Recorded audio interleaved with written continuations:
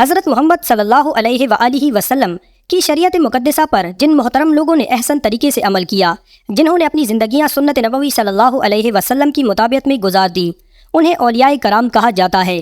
انہی مقدس و محترم اور برگزیدہ ہستیوں میں نہایت ہی معتبر نام حضرت سیدہ رابعہ بصری کا ہے۔ آپ نے ہمیشہ نماز اور روزے کی اہمیت پر زور دیا اور پاکیزگی اور طہارت کا درس دیا۔ ان کا شمار بلند پایا اولیاء اللہ میں ہوتا ہے۔ اسلامی تصوف میں پہلی خاتون ہیں جنہیں شہرت دوام حاصل ہوئی۔ 95 ہجری کی ایک بابرکت رات میں بصرہ کے ایک نیک سیرت انسان اسماعیل کے گھر بیٹی کی ولادت ہوئی۔ گھر میں 3 بیٹیاں پہلے سے تھیں۔ نومولود کا نام رابعہ رکھا گیا۔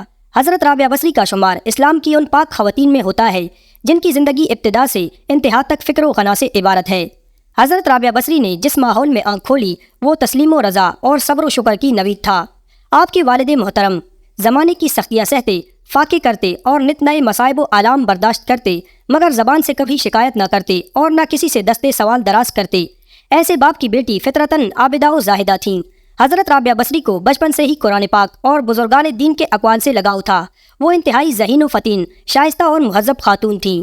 بچپن سے ہی حلال و حرام کی تمیز تھی۔ ایک دن سب گھر والے کھانے کے لیے جمع ہوئے، مگر وہ کھانے سے دور رہیں۔ والد نے پوچھا، رابعہ تو کیوں کھانا نہیں کھاتی؟ انہوں نے نہایت غمگین لہجے میں جواب دیا کہ میں سوچ رہی ہوں کہ یہ کھانا حلال بھی ہے کہ نہیں۔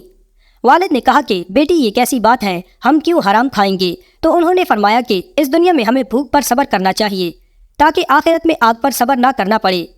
ابتدا میں حضرت رابعہ بصری کے حسن و جمال کی دھوم مچی ہوئی تھی، مگر جوانی کے شب و روز انہوں نے یاد الہی میں گزار دیے۔ ان کے چہرے پر پاکیزگی کا ایک ایسا نقاب تھا کہ دیکھنے والوں کی نگاہیں خود بخود جھک جاتی تھیں۔ اسی زمانے میں ایک نوجوان نے انہیں رات کے وقت ایک قبرستان میں چاند کی طرح دمکتے دیکھا۔ وہ آپ کو کوئی غیر مرئی خیالی مخلوق سمجھ کر بھاگ کھڑا ہوا، لیکن دوسری صبح جب وہی چہرہ اسے بصرے کے ایک بازار میں نظر آیا تو وہ عقل و خرد سے ہاتھ دھو بیٹھا اور رات دن اسی کے تصور میں رہنے لگا۔ آخر دل کے ہاتھوں مجبور ہو گیا تو لوگوں سے پتہ پوچھا، حضرت رابعہ بصری کے گھر جا پہنچا۔ روزنامہ امت کے مطابق آپ کہا کرتی تھیں کہ دل کے دروازے ہمیشہ کھلے رکھو، کیا معلوم محبوب کس وقت دستک دے دے۔ مگر گھر کے دروازے بند ہوں یا کھلے ہوں، ان کی دانست میں برابر تھے۔ نوجوان کو خلاف توقع ان کا دروازہ کھلا ہوا ملا۔ اس نے اپنے دل کی دھڑکنوں پر بڑی مشکل سے قابو پایا۔ رات کا وقت تھا، اندر چراغ روشن تھا۔ یہ سوچ کر بے باکی سے اندر داخل ہو گیا کہ حال دل سنا دینے میں کیا حرج ہے، زیادہ سے زیادہ انکار ہی تو ہو جائے گا۔ واپسی کا دروازہ بہرحال کھلا ہوا ہے، لیکن جب وہ اندر پہنچا تو وہاں کوئی نہیں تھا، البتہ چھت سے ایسی پرسوز آواز آ رہی تھی جیسے کوئی زیر لب ہجر کا رونا رو رہا ہو۔ نوجوان تیزی سے زینے چڑھ گیا۔ حضرت رابعہ بصری عشاء کی نماز سے فارغ ہو کر ثنا خوانی کر رہی تھیں۔ پروردگار، ستارے روشن ہو گئے، لوگ سو گئے، بادشاہوں نے دروازے بند کر لیے، ہر محبوب اپنے محبوب سے محوراز و نیاز ہے اور میں تیرے سامنے کھڑی ہوں۔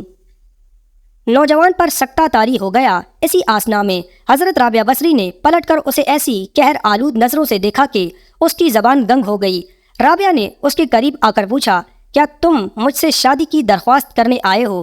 نوجوان نے لرزتے ہوئے ہاتھ سے اپنی زبان کی طرف اشارہ کیا کہ وہ بول نہیں سکتا۔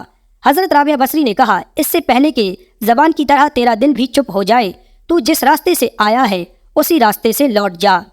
نوجوان صرف آنکھوں سے التجا کر سکتا تھا کہ نیک خاتون، میری گویائے مجھے واپس دے دے، میں تیرے مرتبے سے واقف نہیں تھا، مجھ سے غلطی ہوئی، مجھے معاف کر دے۔ لا علمی ہمیشہ قابل معافی ہوتی ہے۔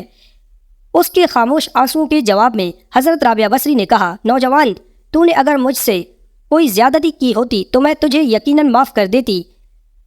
میں نے خود کو بہت پہلے اپنے رب کے حوالے کر دیا تھا، اب یہ معاملہ تیرے اور رب کے درمیان ہے۔ معافی مانگنا ہے تو اس سے مانگ۔ تو صدقے دل سے توبہ کرنے کا ارادہ کرے تو شاید توبہ کی خاطر تیری زبان کھل جائے۔ یہ کہہ کر وہ نماز کے لیے کھڑی ہو گئیں۔ نوجوان بھی بے اختیار سجدے میں گر گیا۔ وہ رو رہا تھا، نامعلوم کب تک روتا رہا۔ جب اسے ہوش آیا تو زبان کھل چکی تھی اور توبہ توبہ کا ورد کر رہی تھی۔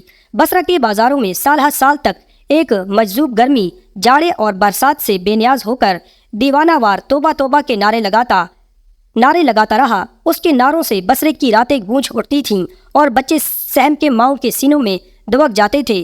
آخر ایک دن وہ مجذوب اچانک ہی کہیں غائب ہو گیا، پھر کبھی اس کا پتہ نہیں چلا۔ وہ مجذوب یہی مذکورہ جوان تھا جو حضرت رابعہ بصری کی بدولت ہی دربار خداوندی میں مقرب ٹھہرا۔